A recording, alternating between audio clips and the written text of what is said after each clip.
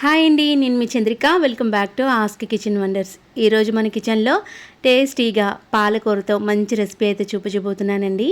పాలకూర అంటే ఇష్టం లేని వాళ్ళు కూడా ఈ పద్ధతిలో పాలకూర రెసిపీని ఇలా చేశారంటే చాలా చాలా బాగుంటుంది.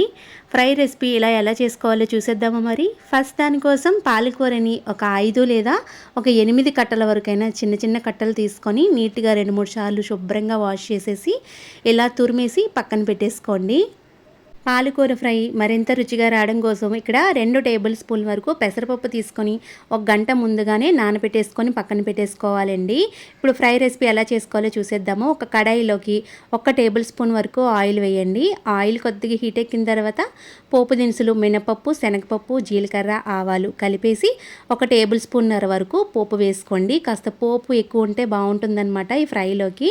పోపు అంతా కూడా చక్కగా దోరగా వేయించండి. ఇలా కొద్దిగా వేగుతున్నప్పుడే వెల్లుల్లిపాయలు 5 లేదా 6 వరకు ఇలా దంచి వేసుకోండి. పొట్టుతో సహా వెల్లుల్లిపాయలు వేస్తే బాగుంటుందన్నమాట.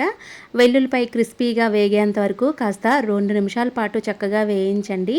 ఇలా కొద్దిగా బాగా వేగుతున్నప్పుడు దీంట్లోకి 3 లేదా 4 ఎండుమిర్చిని ఇలా తుంచుకొని వేసుకోండి. ఎండుమిర్చి కూడా చక్కగా బాగా ఫ్రై అవ్వాలి.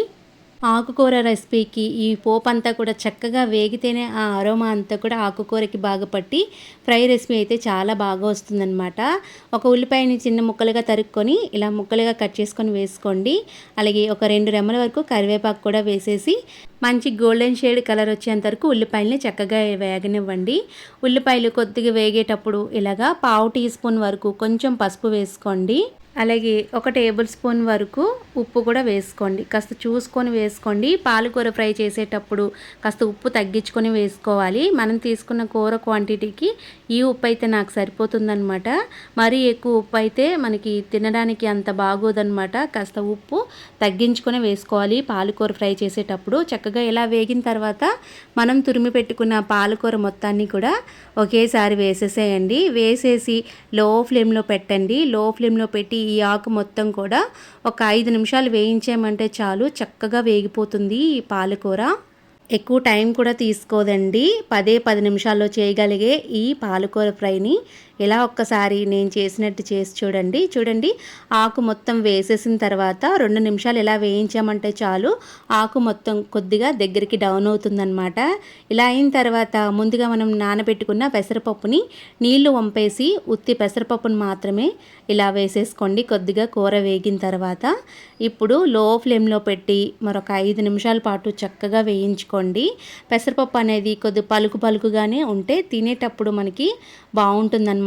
అందుకే గంట వరకు ఈ పెసరపప్పు నానబెట్టడం వల్ల మనం ఫ్రై చేసేటప్పుడు చక్కగా పెసరపప్పు కూడా ఫ్రై అయ్యి ఈ కూర చాలా టేస్టీగా ఉంటుందన్నమాట. మూత పెట్టి 2-3 నిమిషాలు అయిన తర్వాత ఇలా ఒక్కసారి కలిపేసేయండి. చూడండి, కొద్దిగా అడుగుని కొద్దిగా వాటర్ ఉంది కదా, ఇలా చక్కగా మూత పెడుతూ తీస్తూ చక్కగా ఫ్రై చేసుకోండి.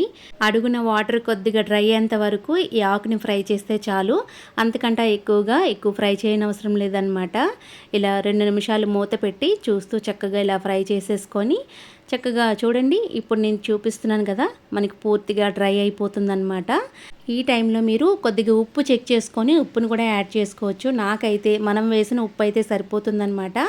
ఇలా చక్కగా ఫ్రై అయిన తర్వాత స్టవ్ ఆఫ్ చేసేసి వేడి అన్నంలో సర్వ్ చేసుకొని కలుపుకొని తిన్నారంటే ఈ పాలకూర పెసరపప్పు కర్రీ సూపర్గా ఉంటుందండి. అలా తక్కువ టైంలోనే చాలా ఈజీగా ఆకుకూరలు అంటే ఇష్టం లేని వాళ్ళకి ఇలా చేసి పెట్టండి. హ్యాపీగా కడుపు నిండా తినేస్తారనమాట. అంత బాగుంటుంది.